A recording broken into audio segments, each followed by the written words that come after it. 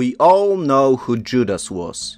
Judas Iscariot was a disciple and one of the original 12 apostles of Jesus Christ. According to all 4 canonical Gospels, Judas betrayed Jesus to the Sanhedrin in the Garden of Gethsemane by kissing him and addressing him as Rabbi to reveal his identity in the darkness to the crowd who had come to arrest him. His name is often used synonymously with betrayal or treason. However, today I would like to share with you something very disturbing that is connected to the character of Judas, and more specifically to the way he died and how it affected the land of Israel. There are 2 accounts about the death of Judas. First is in Matthew 27 verses 3 to 10, and the second one is in Acts of the Apostles chapter 1 verses 18 and 19. In Matthew 27 we read that Judas hanged himself, while Luke records that Judas, falling headlong, burst open in the middle and all his entrails gushed out. So how did Judas die? Well, it's possible that both accounts are true. On the first day of Passover, which is after the first night of Passover, the priests at the temple had to perform a special Passover sacrifice. But wait a minute, did I say that the Passover day follows the Passover night? How is that even possible?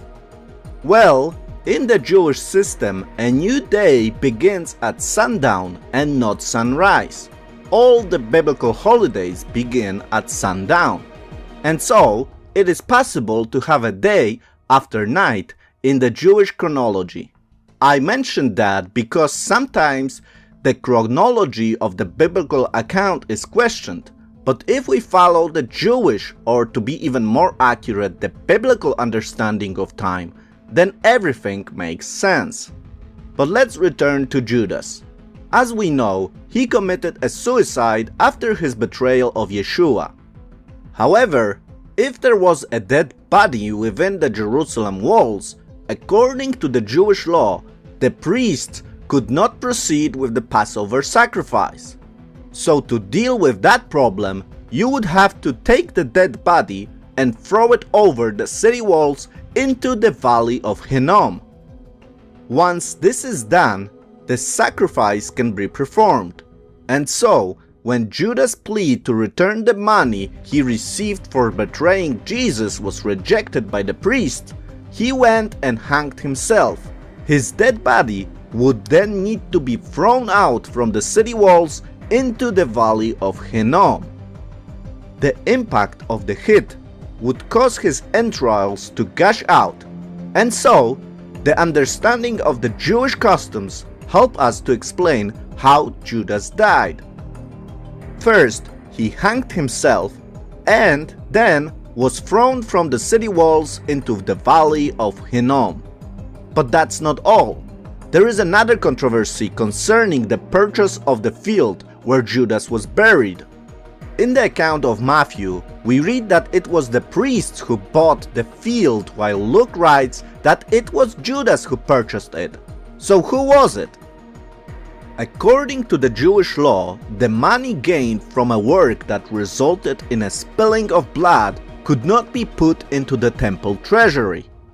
This is why Judas' money was rejected by the priests, as Matthew records. Why? Because this money was used to bring Yeshua to his death on the cross. And so, this money had to be returned to the donor. Therefore, in this situation, the priest purchased the field with the money belonging to Judas. They could not return the money to Judas since he was already dead. And so again, understanding the Jewish law can help us understand that biblical authors do not contradict themselves. But I still did not explain what is so disturbing about Judas' death. In the Gospel of Matthew, we also read a very mysterious words. In Matthew 27:9, we read that the death of Judas fulfilled the prophecy given by Jeremiah. no specific verse from Jeremiah is given. And so, how are we to interpret that?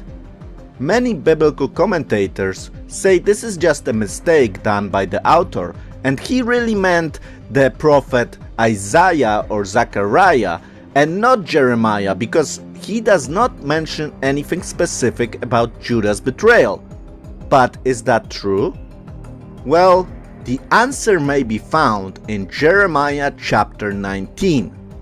There was a section in Jerusalem called Tophet, which is a point where the Hinnom Valley and the Kidron Valley meet. This was a very dark place, where in the Old Testament times people used to practice human sacrifice. Because of this evil practice, God, through the mouth of Jeremiah, foretells a judgment. In Jeremiah chapter 19 verses 11 to 15 we read, And shalt say unto them, Thus saith the Lord of hosts, Even so will I break this people and this city, as one breaketh a potter's vessel, that cannot be made whole again, and they shall bury them in Tophet, till there be no place to bury. Thus will I do unto this place, saith the Lord, and to the inhabitants thereof, and even make this city as Tophet. And the houses of Jerusalem and the houses of the kings of Judah shall be defiled as the place of Tophet, because of all the houses upon whose roofs they have burned incense unto all the host of heaven, and have poured out drink offerings unto other gods. Then came Jeremiah from Tophet, whither the Lord had sent him to prophesy, and he stood in the court of the Lord's house, and said to all the people, Thus saith the Lord of hosts, the God of Israel, Behold, I will bring upon this city and upon all her towns all the evil that I have pronounced against it, because they have hardened their necks, that they might not hear my words. And so, according to this prophecy in Jeremiah, God announces that the whole Jerusalem will become like the despised place of Tophet, where rebellious Jewish people were committing human sacrifices. Tophet became a synonym for Gehenna, Gen Hinnom, Valley of Hinnom, which is compared by biblical authors to hell on earth. Just like in hell, humans will burn in the lake of fire, so in Tophet, people were burned in the sacrifice to false gods. So how was this prophecy of Jeremiah fulfilled? It is possible that the prophecy of Jerusalem doom was fulfilled in AD 70, when Romans destroyed Jerusalem. How? Well, after the destruction of Jerusalem by the Romans, there were so many corpses that there simply was no place to bury the dead bodies. Josephus claims that 1.1 million people were killed during the siege, of which a majority were Jewish. So according to Matthew, when this field in Tophet was purchased, it announced the coming judgment of Jeremiah. The place was from that moment known as Akeldama, which means field of blood from Aramaic. The early church father Papias of Hierapolis recorded in his expositions of the sayings of the Lord that when Judas' killed entrails went into the ground, the place started to stink so horribly that even in Papias' own time, a century later, people still could not pass the site without holding their breath. We are not sure if this is true or just an exaggeration, but Tophet, the center of the Valley of Hinnom, was certainly a dark place.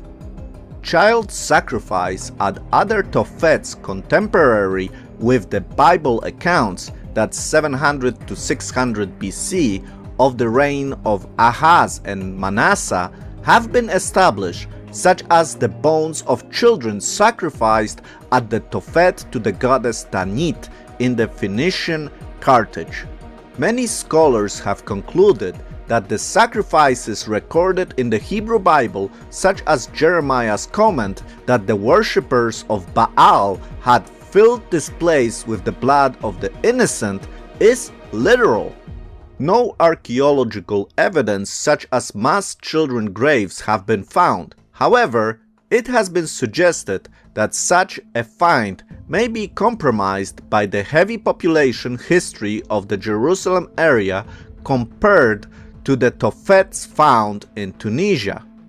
We must also remember that the site would also have been disturbed by the actions of Josiah, who defiled Tophet, which is the valley of the children of Hinnom, that no man might make his son or his daughter to pass through the fire of Molokh. Thank you for your attention. I hope you enjoyed this episode, even though it was a little bit disturbing. Soon we are entering a time when Christians and Jewish people will celebrate very important holidays. Jewish people will celebrate the holiday of Passover, while the Christians will celebrate the passion, death, and resurrection of Yeshua. Therefore, in this special time, I decided to produce special videos that will be covering the last days of Yeshua in Jerusalem.